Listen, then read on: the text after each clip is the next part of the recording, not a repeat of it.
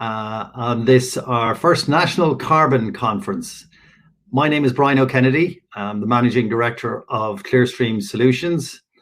We're a carbon consulting and advisory company. We help companies to measure and report emissions in their businesses, their products, and their supply chains. And I'm your moderator for the next 40 minutes or so, while we navigate this most important topic, that is decarbonisation in the manufacturing and supply chain. No topic around carbon would be complete without a discussion about manufacturing and supply chain. It's where upwards of 60, 70, 80, even 90% of our emissions lie in the supply chain. I'm delighted today to be joined by three real genuine experts in this area. And I'm going to introduce the three of them now. As I said, we have about 40 minutes, so please put your questions in the chat box. We'll do our best to get to them. I'm going to turn off my email as well so it doesn't interfere. There we go. Firstly, I'd like to introduce Dorothy Maxwell, Dr. Dorothy Maxwell. Dorothy is currently Head of Sustainability at Brown Thomas Arnott's. She's been a sustainability professional for over 20 years now, and she's currently leading the sustainability team at Brown Thomas. She's been previously Sustainability Director at House of Fraser, Walmart, Nike, and also, fascinatingly, the Prince of Wales Responsible Business Ambassador.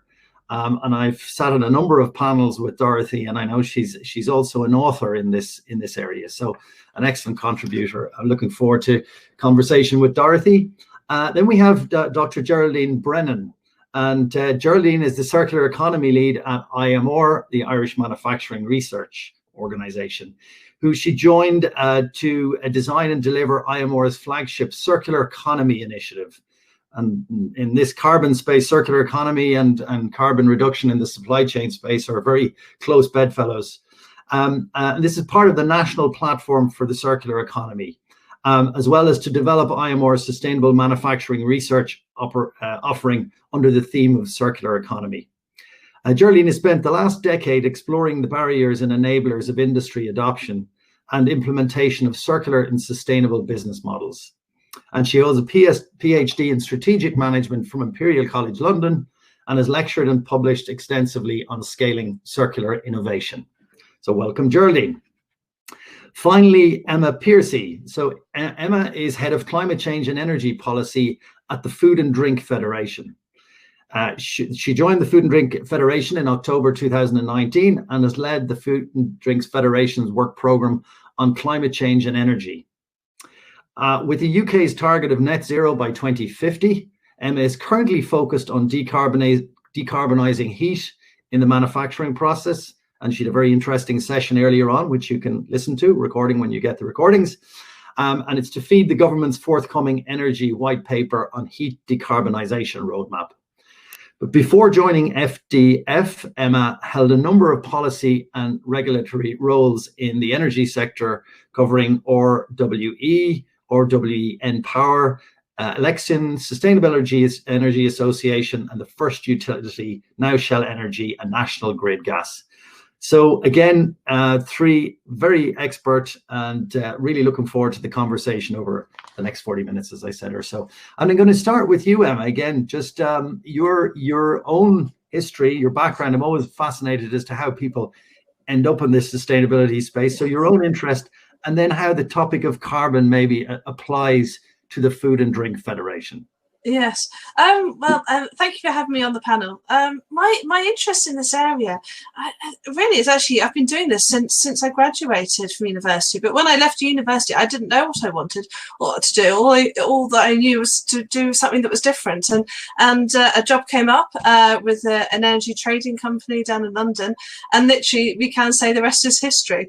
So I worked in a number of different roles, both in trading, generation, both the large-scale industrial CHPs, and then actually later on in the career, like the Sustainable Energy Association, looking at smaller applications, and then across a number of different types of role. But I found that really my sort of passion lay in the policy area, and that's sort of started with my time that I spent in Brussels with RWE, probably nearing on about maybe 15 years ago or so now.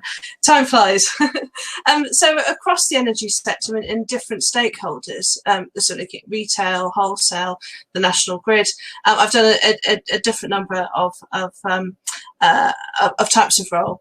But in terms of then moving to food and drink, whilst of course the background is I've worked all my career on, the food and drink sector is new for me. So it's applying all those learnings and experiences in this sector. And for me, that in itself is what's really interesting for me, because actually food and drink is the largest manufacturing sector in the UK, larger actually than automotive and aviation combined, and it counts for about 19% of turnover. And I think that in itself demonstrates why carbon is such an important topic for the sector and for FDF and our members.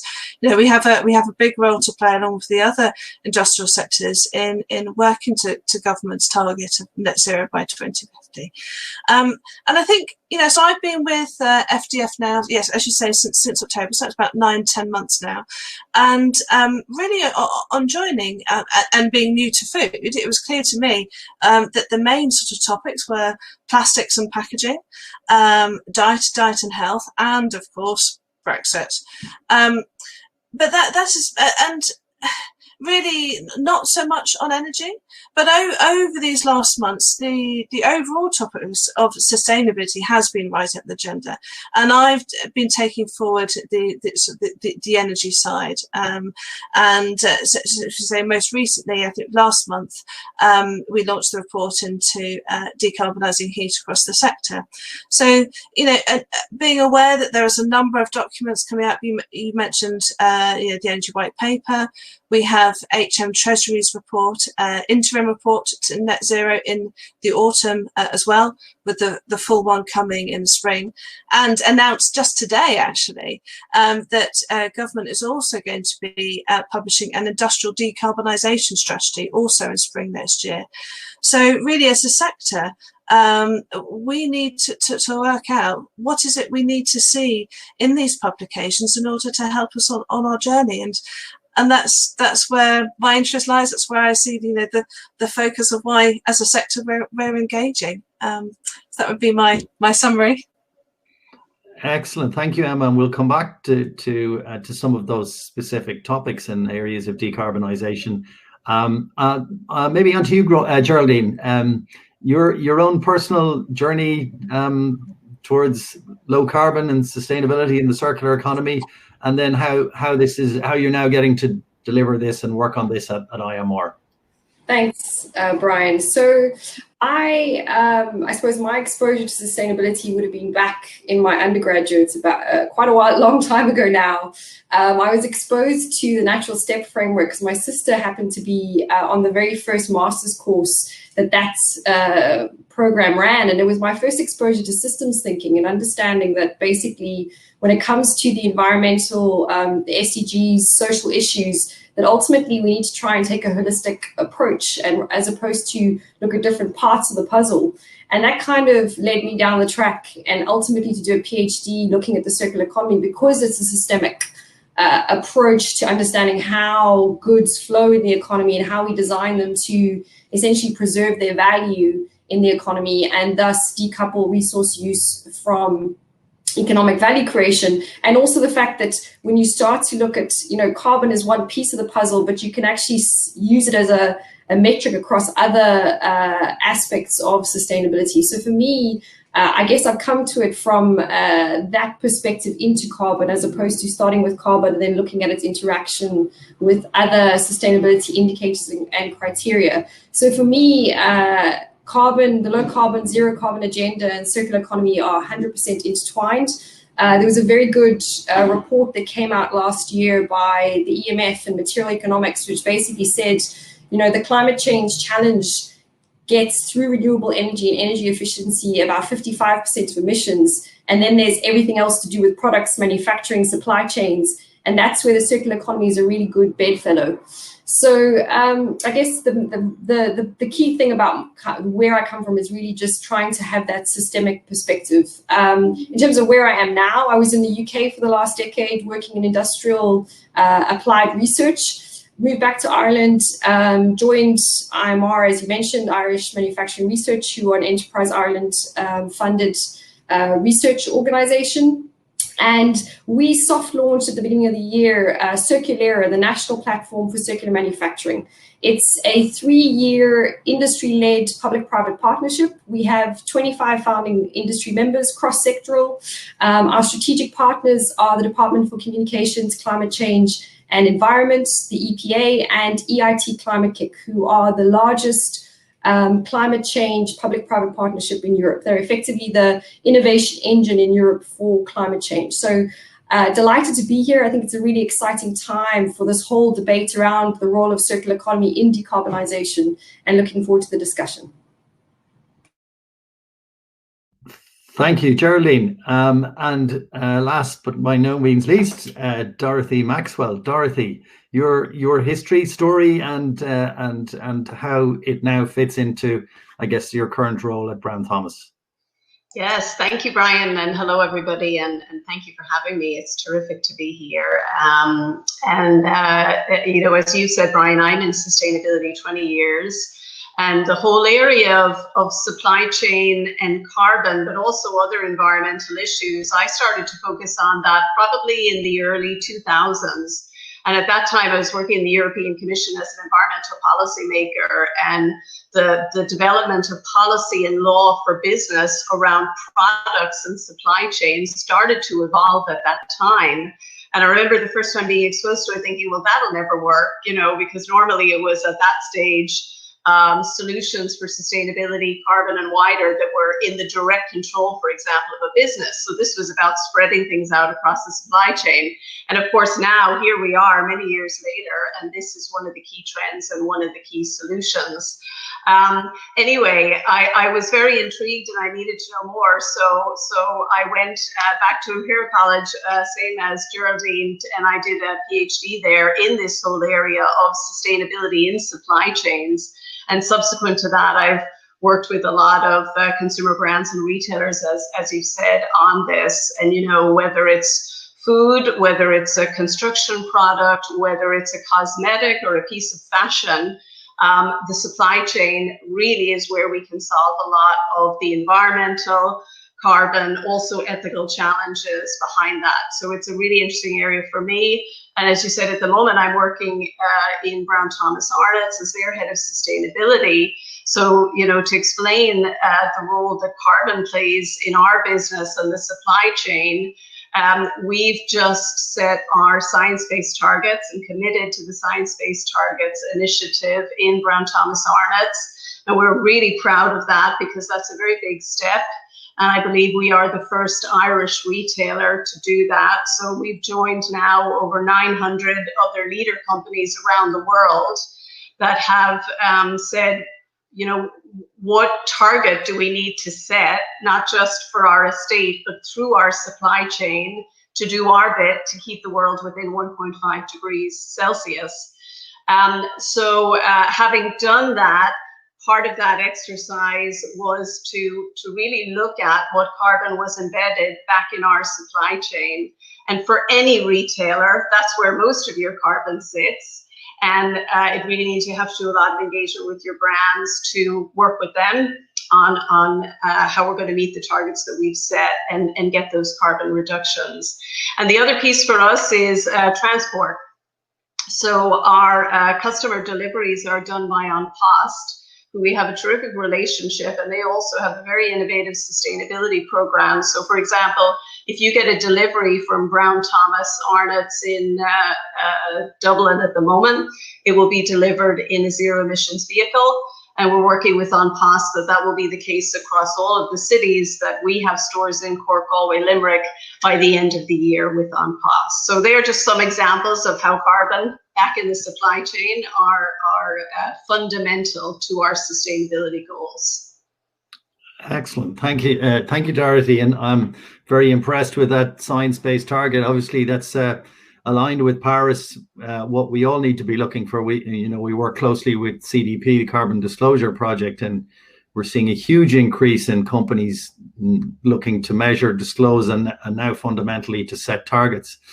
Emma, can I come back to you? And Dorothy mentioned a number of examples there of what companies are doing and what they're doing to drive down emissions. What are you seeing in the UK, and particularly in the food and drinks industry?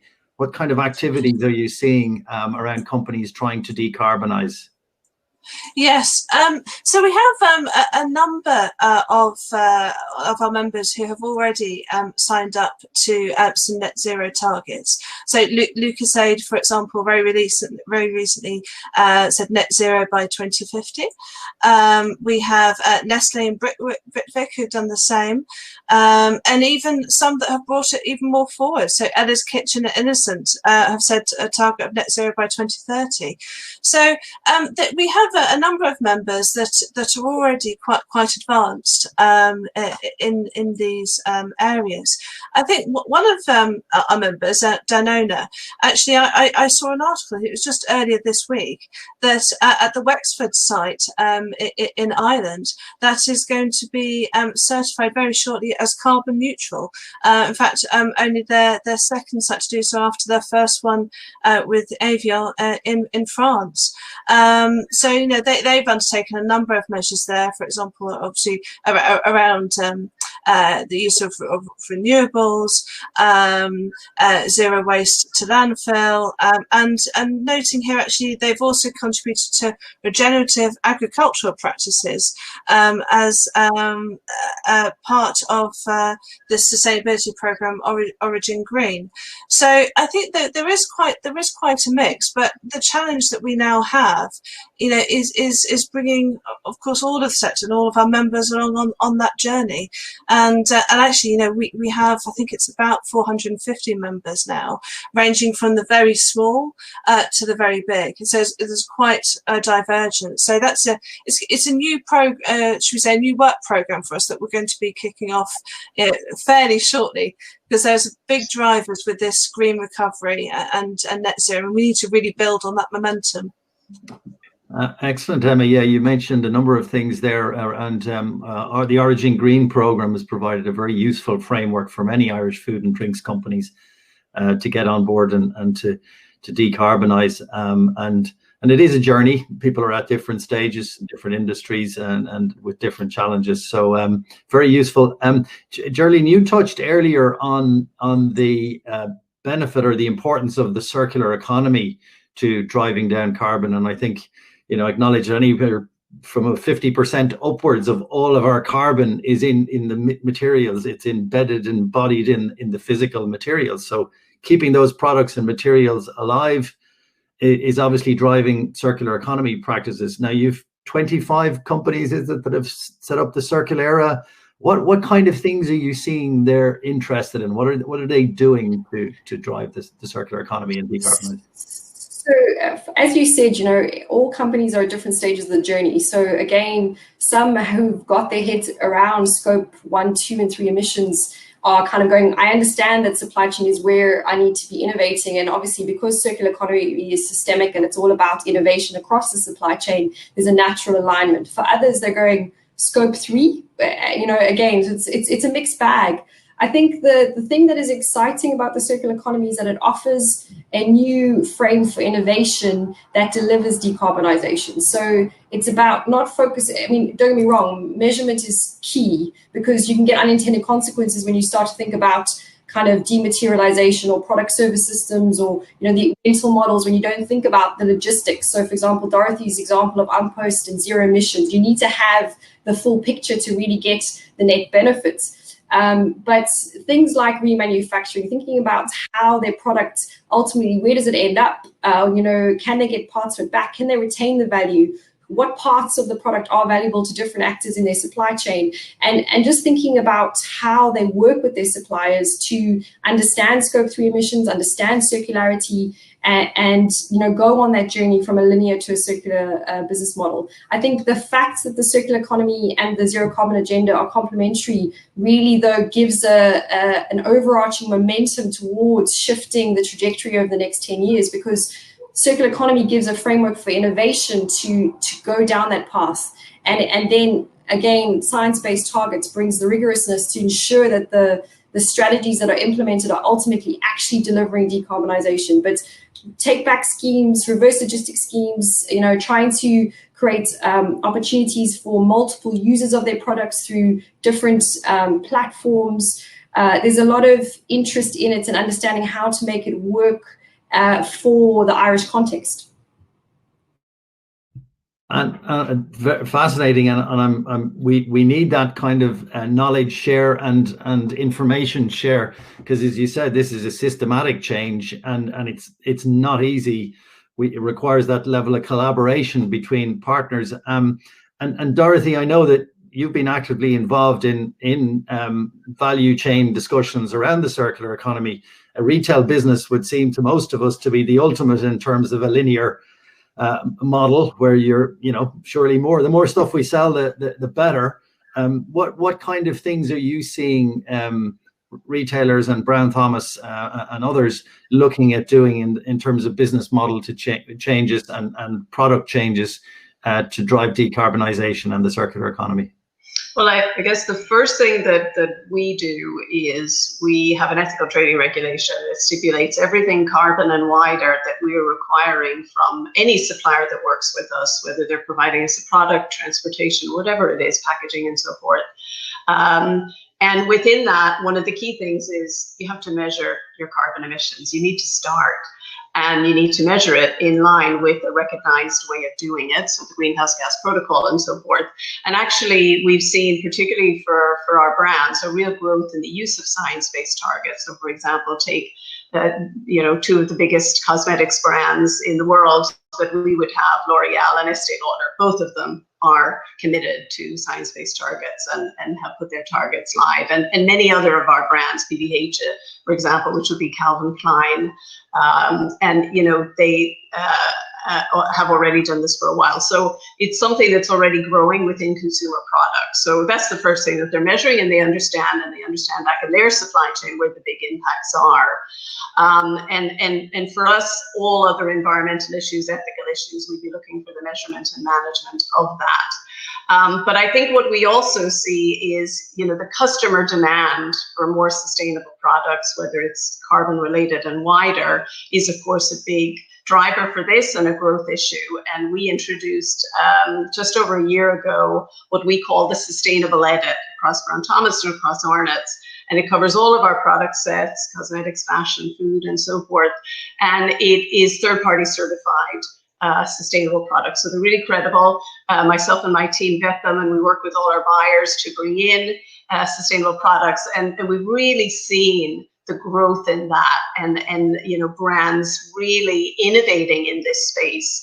So when you look back in the supply chain of some of the products that we would sell, and you see where the big embedded carbon is, for example, in conventional cotton, all the way back to the farm, and the shift away from that to more sustainable cottons, or particularly the shift to other low impact fabrics, like the wood pulp-based cellulosics, like lyocells and modals and so forth, that are alternatives to cotton. But when you look at the carbon impact, it's dramatically reduced.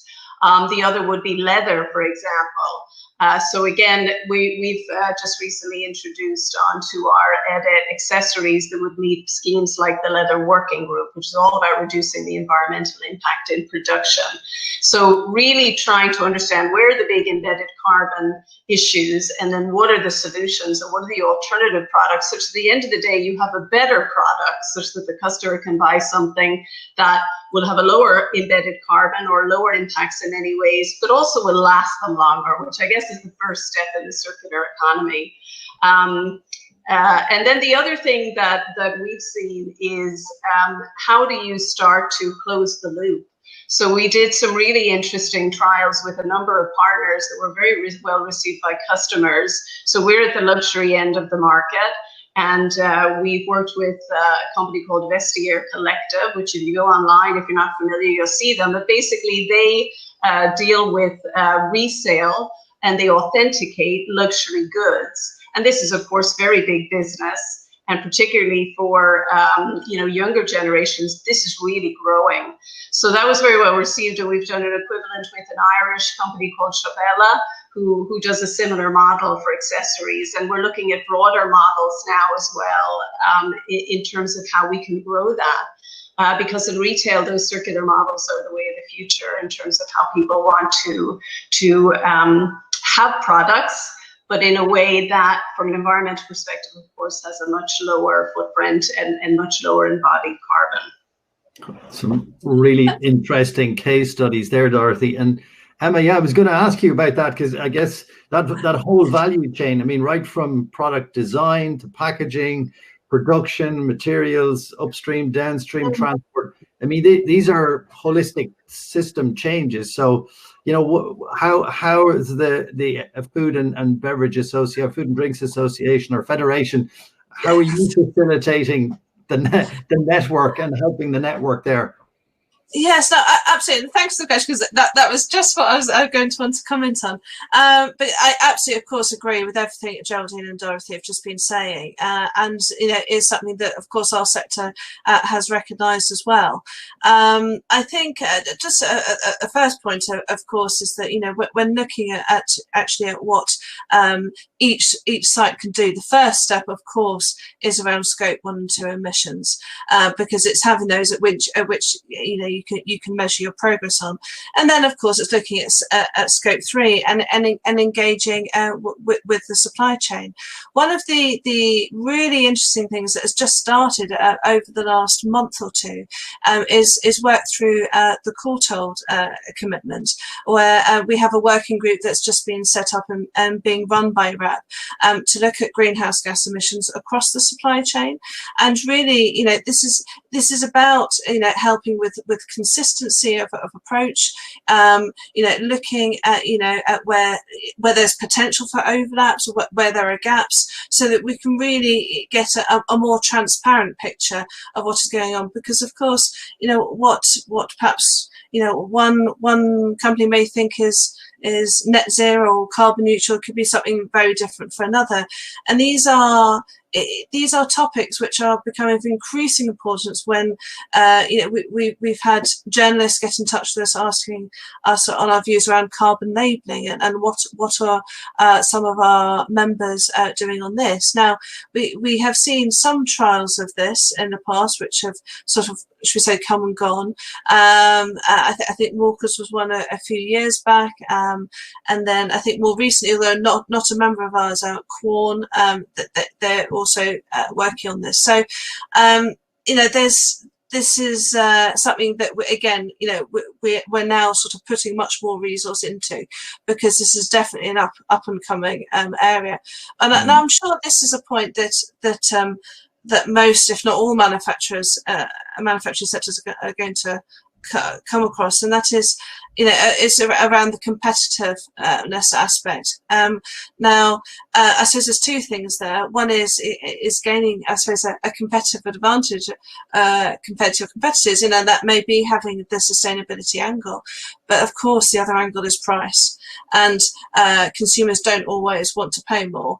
And so, this is why I think, when looking at the policy angle and how we, help the sector on this journey to net zero and decarbonisation, how we can do that in the most economically efficient way as possible.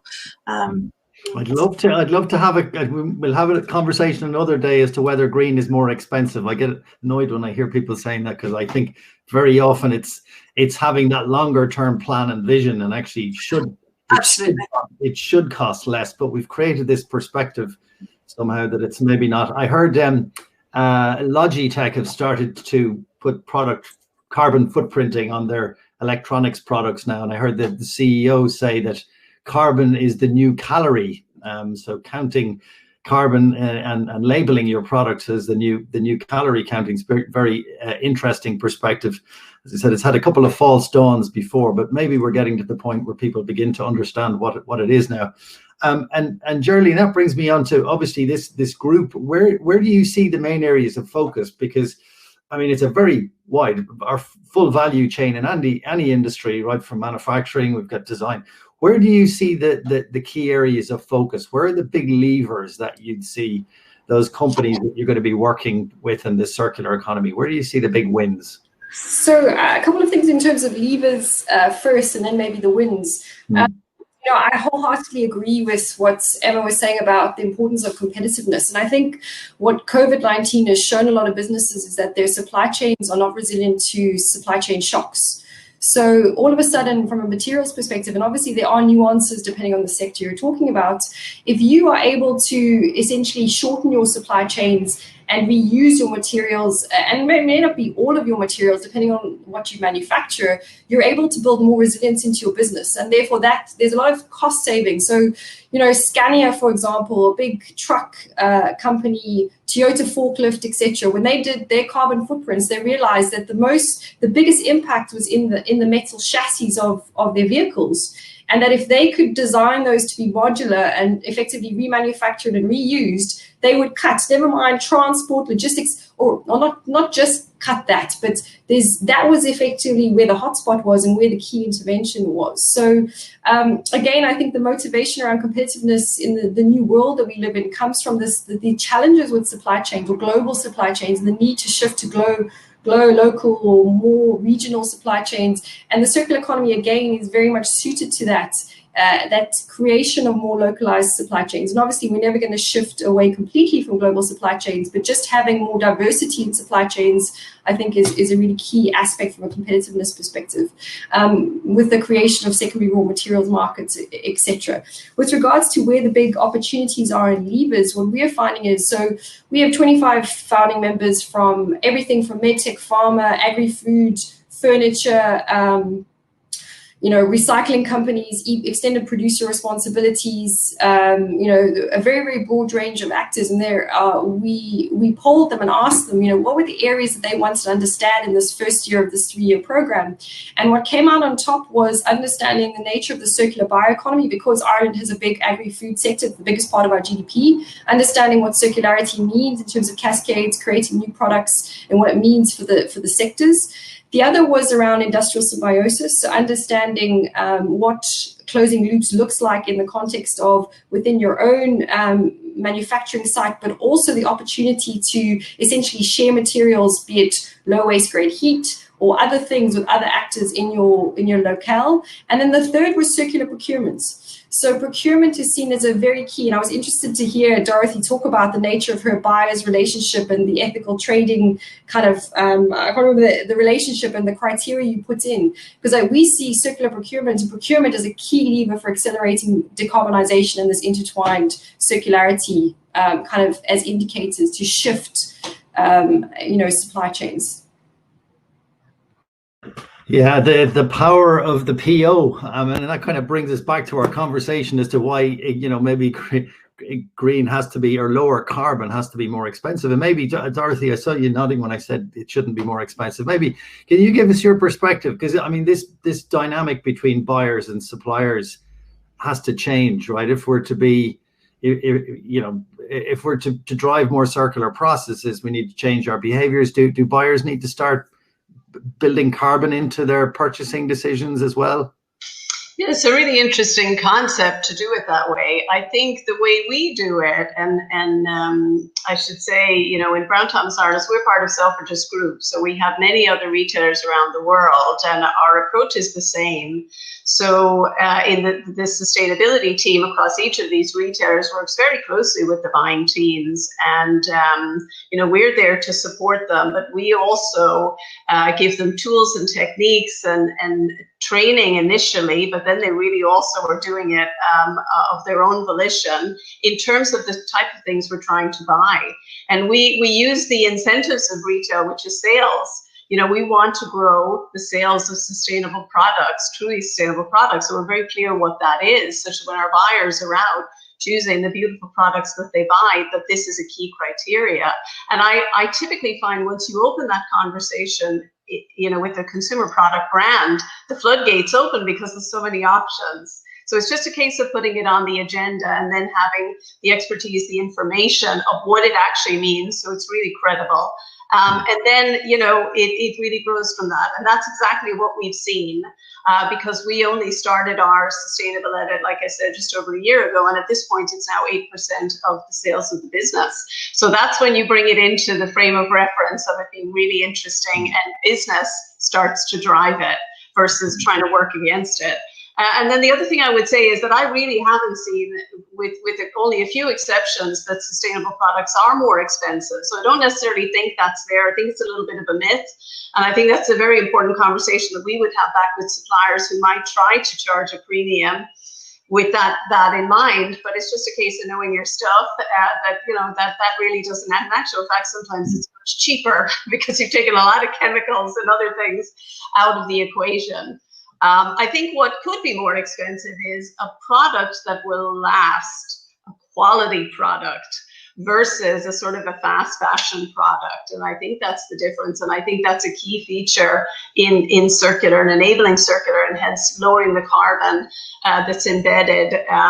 Because, you know, if you create something that is more durable and higher quality, there is a lot more invested in that, and that may have a higher price. But that's a different issue than I think the sustainability criteria.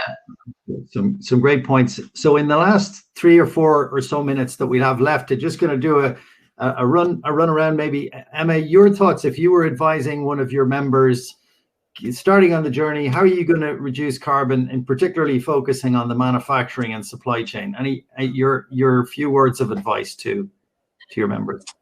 Okay, so we've covered measurement and data. There's the scope 1 and 2 emissions. That's the baseline. Then looking at scope 3 is just to start talking with your suppliers, and because in effect, if their scope 1 and 2 emissions would become your scope 3 or can be. So that's where the picture can start to build up. And I think that also relates to the point around collaboration and engagement with peers. That, you know, by us all sort of coming together, you know, we can work on the consistency approach. We can learn from each other, and together we can actually decide, agree what it is that industry needs to help us in that journey. What are the policy tools that we need? Because there are things like with energy that are going to cost a lot more in terms of, you know, the investment into the networks or the new generation, and we just need to work out, you know, how can this be funded the most efficient way, and how this can be, the cost be spread. So it's collaboration. Thank you, Emma. Geraldine, your words of advice to the IMR members. I guess would be, you know, to build on what Emma and Dorothy were saying about, absolutely, you need to understand what your baseline is, where are you today and where you're trying to go to.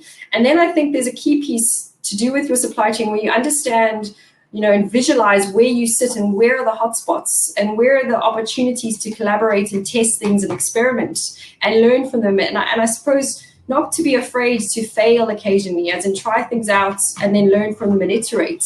Another piece I think is really important is to really engage with companies that are not necessarily in your sector. And that's why Circulaire was intentionally designed as a cross-sectoral collaboration and innovation network, because the reality is some things are mainstream in certain sectors and equally applicable to other manufacturing and supply chain sectors, but just not done. So you can learn a lot in the non-competitive space where you're not competing on brand, and share that best practice and accelerate your own kind of journey from a linear to a circular business model.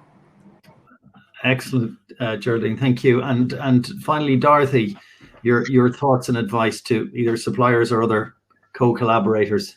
Yeah, I think the first thing is to measure, and I think there's a lot that still needs to happen in that space. I think scope 3, nobody should be fearful of, and it is where most of the embedded emissions are. So it's really important to measure that. But the first step to doing that, I think that can help on the fear factor, is to engage your supply base and capacity build. And to make the business case, I've never seen in any supply chain where there isn't scope for saving money on things like energy efficiency at your factory and so forth. It's an absolute no-brainer, and that will get the engagement.